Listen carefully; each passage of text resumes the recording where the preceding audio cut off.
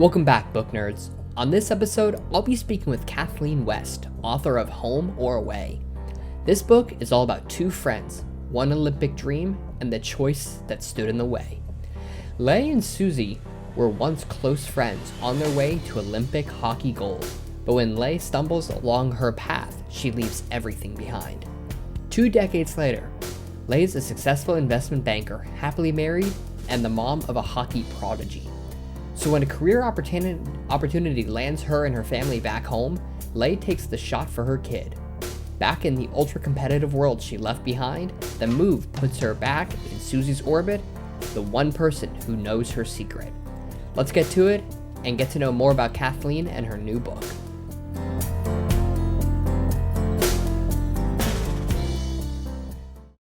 All right, book nerds, I am now speaking with Kathleen West, author of Home or Away. Thank you so much for taking the time to talk to us here at JeanBookNerd. We really appreciate it. Thank you so much for having me. I'm excited to be here. Absolutely. Well, I know I just kind of introduced you to our audience, but would you please give us a more thorough introduction of yourself and tell us a little bit about your book? Sure. Well, I'm Kathleen West. I live in Minneapolis, Minnesota, and it's a perfect place to write a hockey book. So, Home or Away is about two women who are both on the cusp of making the 2002 Olympic hockey team. And one of them makes it and one of them doesn't. And then those two women are kind of our main characters. Lee, the woman who didn't make it, left hockey forever, moved to Florida, started an investment banking career. As one And does. yeah, as one does. And then when her son is 9 and wants to get serious about hockey, she comes back to Minnesota, where she's from, because this is the place to go if you want to play youth hockey. And she's forced to kind of rejoin the community that she left all those years ago and confront all of the bad decisions and secrets that she left behind. Interesting. Oh, so it's very much a kind of like real, to put in air quotes, real world situation. Like, this could really happen. It's not, like a Yeah, made up fantasy story. This kind of like feels more like a real world book. yeah, definitely realistic fiction. That's kind of my wheelhouse. I like to write like a what if, like story. It's a regular teacher, someone just like me in school, but what if a parent did XYZ? And in this case, it's like, what if someone like me was a world-class athlete and had to leave it all behind? And then, go from there. Gotcha. So obviously hockey is a big theme in this book.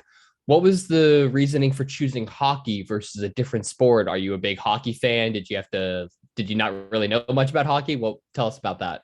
Well, I'm from Minnesota, so this is the state of hockey. And I think Ah, we have the most NHL players are like from Minnesota more than any other state, things like that. ex- And hockey is a really big part of our like school culture here and youth culture. It's a really big youth sport here. And I am a hockey mom. I never meant to be a hockey mom, and if it had been up to me, I probably would have kept my kids from learning to skate. But they did learn to skate, and they fell in love with the game. So I've spent the last 10 years in the rink as well. Even so, like I'm not a hockey expert, and I had to do a lot of research for this book, learning about coaching, learning about playing, and interviewing people who are much, much better at the game and much more experienced than I am. But Minnesota and hockey kind of go together, which is why I decided hockey and not something else. no, that makes perfect sense. I'm not a the biggest sports guy, but I definitely know Minnesota's definitely like for hockey in the US, Minnesota's like the place to be. So Yeah. And also something about hockey that makes it interesting is that you have to start really young. Like other sports, like I grew up as a runner and that was my sport, track and cross country. You can kind of start that anytime and still be good at it as long as you have like aerobic fitness. But hockey is so specialized. Like if you don't start very young, like 2, 3, 4 years old, you're already behind. It's very hard to catch up. So it has kind of an intensity to it that other sports lack, which I thought was important for the characters. interesting. I never knew that. Can you tell us a little bit about why, just for someone who knows absolutely nothing about sports, really, why is it that hockey is a sport you have to start really, really young? What makes it different? I think because there's so many discrete skills, like other sports, like lacrosse, for instance, or other kind of land sports, you can pick up like one set of skills, but I think the skating aspect of it gives it like two sets of skills. You know, you have the skating skills plus then the stick handling skills and like the gameplay skills. And it's one of those things where the more experience you get really young, the more savvy you are as a player, and it's just very hard to catch up. I kind of liken it to people who learned how to swim all of their strokes when they were young. Like if you're a swimmer, I think it's very hard to become a fast swimmer if you didn't take swimming lessons as a little kid. Kind of like that. Okay, interesting, interesting. Did not know that. So, in your research of learning more about the game, and did you have to watch a lot of hockey games? Did you talk to anyone interesting from the hockey world that people might not know much about, or someone surprising? Yeah, it was really fun to write a book about the Olympics because I needed to talk to some Olympians, and I had never really met an Olympian in real life. It's kind of like you can't believe that these people actually exist. But if you start asking around, and the Minnesota hockey community is pretty small, and my kids have had a lot of coaches over the years, and I've been like a reasonable sports mom, so they still speak to me. And so I just started asking, like, do you know anyone who could talk to me about this? And so I got in touch with two Olympic women's hockey players from the era that I was writing about. And one of them, her name is Trisha Dunn Loma. She's a three-time medalist from 1998, 2002, and 2006. So I got to interview her all about like what training camp was like and being on an Olympic team and just kind of hearing her vibe, like what kind of intensity it took to reach the highest level. That was really valuable for me. No, absolutely. I could only imagine talking to an Olympian and just be like, "So, yeah, you might know a little bit about the sport." Yes, and like she has three Olympic medals just like in her closet. I was like, where do you keep the medals? Like, where are they? And are you just a normal person? Like, do the people from your team like in 1998, do they all have like regular jobs now? Would it be because one of my characters was on the Olympic team and now she teaches PE at the middle school, and I'm like, is this something that you would do? And she's like, yeah, there are teachers who were on the Olympic team, like they go on to have these normal lives. I don't know. I think that would be really weird. It was fun for me Yeah. to think about like the focus that it takes and the excellence it takes to do that, and then what you do with that energy when your career is over. That's interesting. That yeah, it makes me kind of wonder, like, yeah, what would like a famous musician or like an astronaut? It's like, what do you do? It's like, oh, I'm a mechanic now at a Yeah, like an yeah, auto shop. It's like that's what? I know. It's like living a different life. Yeah, absolutely. So in this book, between your main characters and all the other, I don't know how many characters there are in total. Probably a lot, especially with dealing with teams of hockey players and everything. There's a lot of tension in the story. And obviously, one thing that I know from speaking with many authors, one thing that's the very, very important is keeping everything real and feeling authentic. So, especially in, a lot of the situations that these characters are in, how do you go about keeping the tension and the emotions and kind of what these characters are going through and feeling real, but also keeping it kind of like all flowing and natural? Yeah, that's a great question. And it takes a long time for it to get there for me, lots and lots of drafts. In this book, I have four point of view characters. So we have chapters like where we're in somebody's head, and there are four characters whose heads we're in. And all of those characters, when I'm thinking about tension and flow, they all have to have an arc. Like things have to get worse for all of them and then eventually resolve and get better. Like it has to all kind of work out. And so that is a process where like I might make a spreadsheet and I have like, okay, this is when a bad thing happens to this person and then a bad thing happens to this person and then things might get better here. And it takes a lot of finessing and reordering of those things to get it right. A challenge for me is that I come to like these people so much that I don't want bad things to happen to them, but bad things have to happen. My husband is an early reader for me, and he's like, oh, the person just keeps making so many mistakes. I'm like, well, how many books have you read about a person who's having their best day? Like, that's not an exciting story. I mean, that's So, not life in general. It's like how yeah, many, it's like I make bad mistakes, everyone does. It's like no one right. goes through life perfect. I mean, that's real. So putting, making sure that I have enough things, obstacles in their way. And I think a big part of it is understanding what each person really wants and what they need and whether those are the same things or different and how they're going to learn that lesson. and it takes time. Like I can write down what I think that's going to be at the beginning of the book, but I can write like 60,000 words and things have changed because I've been surprised by the characters as I go. So it's kind of a mix. So as you're writing, so when you start planning the book, do you kind of figure out what the beginning, the middle, and the end is, or you just come up with the beginning and then just let the characters in the story unfold and just see where things go? Do you kind of like just see where it goes and say, okay, that's where it ended up, or do you kind of try to guide the story and like make it get to a certain point, or how's that work? I usually try to write a synopsis where I have an idea of the beginning and the middle and the end. And then that takes me so far. And then usually I veer off course at some point because I realize that something isn't going to work or a character that I thought was going to be really compelling isn't, and that person isn't going to be in the book anymore, or something kind of big happens. It's almost like I'm living my own story on the outside, writing it, and then I have to just adjust. I'm developing another project right now, and I'm really trying to take what I've learned from writing three books already and put it into like the best outline ever. But even as I'm doing it, I just know, okay, what's going to happen is this is going to take you to 50,000 words, and then you're going to be like, oh my gosh, what am I doing? I have to start again. But at least then I have something like a little bit of hand holding to get me going. Otherwise, it just feels so daunting to face a blank page that you know you have to fill, and then the next one, and then 300 after that. Yeah, just get one page done and then the next one and then the next 300. Right. Easy. Perfect. Easy. No problem. And it has to make sense for other people to read it. And enjoy. Yeah. Absolutely. So I know when I was looking at the book and learning more about it, you discussed the male and female dynamics within sports and hockey, and how I know one part of the book, you say, quote unquote, call her one of the kids a female athlete instead of just an athlete. And I want to know what your thoughts are on that sort of dynamic and that issue in the real world versus how it's portrayed in the book. And, having men and women both seen as just athletes and equal. Yeah, it's a big issue, especially in women's hockey. Women's hockey, and this is another reason why I picked hockey. It was just coming to prominence, like it just became a high school sport in the mid to late 90s in Minnesota. So it's really relatively new that girls were playing hockey.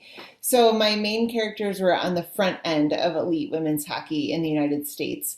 And I mean, I think the issues about equality in sports you can find all over the place. They've been in soccer recently. Oh, yeah. Yeah, basketball recently. Like every place you look. And I mean, I think it's really important to think about equity in sports. And then in my book, especially, you deal with some really big power dynamics between male coaches and female athletes. And there's an assistant coach on the US national team in the book, fictional, who really takes advantage of several women athletes. And that is another story that I wish wasn't constantly being played out in the media, but we see it all the time too. Um, and I don't really know the answer to that, but I think it was something that I wanted to look into or like at least consider in my book. Also, like as a middle-aged woman who views myself as an athlete, I just think there should be more of us, you know? Oh, Um, absolutely. so yeah, I mean, I'm definitely not an expert on women's sports, but I'm a big fan of women's sports, and I wanted to look at some of those power dynamics as I was writing. Gotcha. Were there any, as you were writing, did you have to do any research on that area? Was there anything that you found interesting or surprising, or did you find that a lot of people, both men and women, feel like this is an issue, or do you find that it's mostly women who find it's an issue? I'm curious to know your research and outlook on that. Well, I definitely dealt with some like Me Too sort of issues in the book. Um, as I mentioned, there's like an affair or some, and I don't even know if I want to call it an affair, a situation between an assistant coach and an athlete. And that would expand beyond sports. But I think that those kind of power dynamics, like people are talking about in various places. So even if like you're not in sports, I think that you could relate or think about a connection to the conflict between Jeff, the coach, and Lee, the athlete, um, in this scenario. And I mean, looking at coaching in general, like there are a dearth of women's coaches in a bunch of different sports. So I also wanted to show women kind of taking coaching positions. And I think if more women are coaching, then the conditions will improve for female athletes. And there's a lot of work to be done there. Gotcha. Gotcha. So one thing that you've been mentioning a couple of times, and I think it's something that's interesting, and I'd like to know your viewpoint is the dynamic about playing the sport versus coaching the sport. And do coaches, coaches, I'm assuming, played the sport before they became coaches. So they know that, playing the game from a player perspective, but then having the coaching perspective. Is there a vast difference in the way the game is not only played, but seen from a Yeah. player's perspective versus a coach's perspective? That's a really interesting question. I think so. So I spent a lot of time for this book interviewing a youth hockey coach that I really admire. His name is Alex Bisbee, and he's coached my son Mac and a lot of kids for like 20 years or so. So I asked him a lot of questions like, how responsible do you feel for the outcome of the season? Like if the team wins or loses, like, do you feel responsible for that? Like, what are you noticing about young kids? Like he coaches 9, 10, 11, 12, 13-year olds. So like, what can you see in them at 9? Are you good at predicting how good they're going to be in high school or beyond? Like, how can you tell? And I mean, he just approaches the game, and I think he and all coaches approach it from like a really analytical perspective of like a bird's eye view. Whereas the athlete, I think, talking to the athletes in terms of what they're doing on the ice, like they're focused on their physical performance. They're focused on like making themselves the best player they can be, playing with like their line of kids, which is like 3 kids at the same time. They're not thinking about like how all the pieces are fitting together or how, their team is going to stack up against another team necessarily. The coach is kind of doing that on the outside or guiding like a longer term development. But Alex is a great coach. I think sometimes you can get coaches that are really focused on the moment or the win or the loss, and that becomes like the outsized thing that, like that's the thing that they're really set on. That's the thing that will determine how kids are feeling or their success or failure of the team. And I think a good coach, like the ones I've been talking to, it's more about player development. Like, what kind of kid are you long term? Like, what have you learned about yourself and trying hard and being your best? Mm-hmm. And winning, I think, is also really important. Like, I think the best coaches, and both my kids have been athletes and they both have brilliant coaches. I think it's a mix of process and result. Like you can't just base your whole self-worth on the record of the season or your place in the race. But if you're not getting those results, then there's something missing too. So it's a balance, I think, in terms of taking it seriously. And I think a good coach gets the balance right. Gotcha. Now, I'm curious because you got to speak to a couple of hockey Olympians.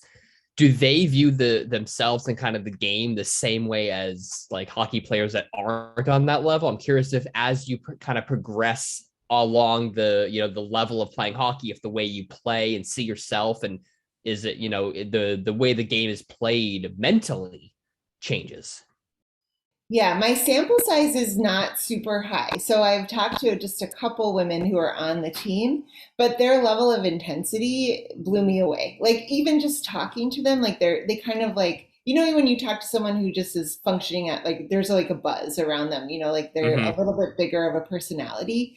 That's how these people are. And the way they talk about the game is like that too. And I asked them, one of the women has children who play hockey and she coaches them. And I was asking her, like, how does this impact your expectations for your own kids?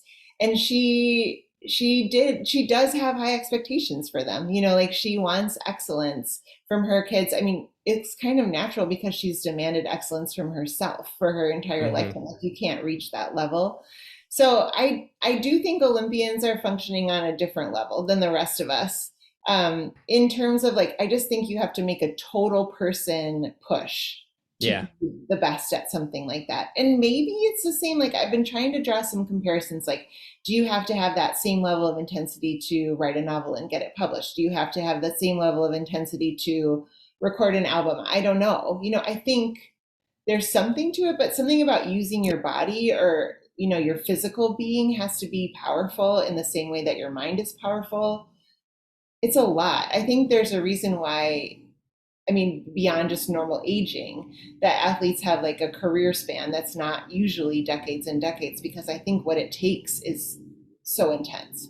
Oh, no, absolutely. I think that's why, I think I've in my, again, very limited knowledge as well. I think that's like you said, just from football players and soccer players, like you can't be a pro hockey, football player at 60 against like No, 20. right. It's just No. it's physically not possible. Like there is a limit when you hit that. You're like, all right, my body, I just physically can't perform at the same peak. But But then I like people like Tom Brady who have made it to like 44, like that is insane. Like his what he has been able to do for decades, like the level of intensity that he's been able to sustain, like I mean, there's a reason people say he's the GOAT, right? I just don't think that yeah. that's usually possible. There are very limited like you said exceptions, and baseball players who are twice the age of some newer guys, and they're still hitting home runs and grand slams and all that stuff into their like you said late 30s and 40s. But yeah, I definitely agree with you that I think to perform at that level, and I think this is true for sports and in any other thing in life, whether you're a musician, an artist, a rocket scientist, a surgeon, whatever, like the people who perform at the very highest level just have an extra drive, Yeah. and an extra, just motivation to do, whatever it is. And that's what gets them to that upper level. Like they'll do whatever it takes Yeah. And to I think reach that. sometimes that level, like that win at all costs or that whatever it takes, like that has consequences. Oh, yeah.